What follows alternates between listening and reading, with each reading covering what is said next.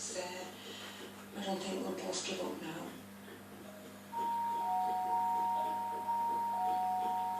Unlike Sharon, Adrian did spend some of his childhood with their mother, Anne. It wasn't until he was 6 that he was taken into care after suffering violence at the hands of the man who always was his father. He only saw his mother again on one occasion, just before he was eventually adopted, aged 16. The age I met her, I was probably a very confused child. I didn't know the meaning of it at the time, which has affected me ever since.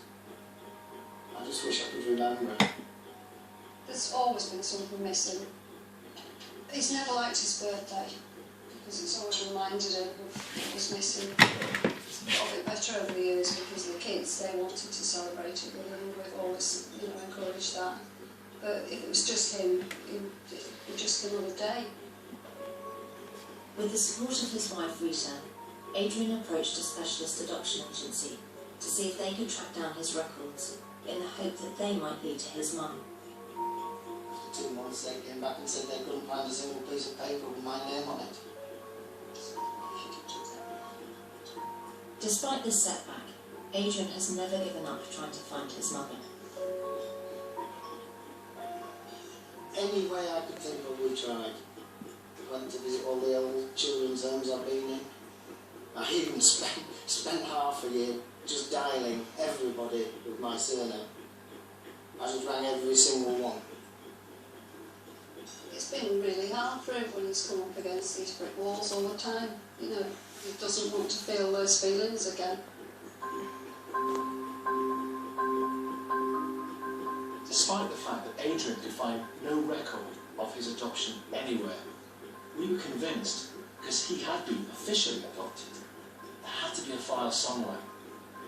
If we could find Adrian's file, we were hopeful that would be the key to finding Anne. We knew Sharon had found her brother's name on a card index in Bradford, so with Adrian's permission, we asked social services to run a check of local records. A thorough search of their archives eventually unearthed Adrian's missing adoption file. At last, we had our first big breakthrough. We were able to begin piecing together a picture of Anne's life, starting from when Adrian was taken into care at the age of 6.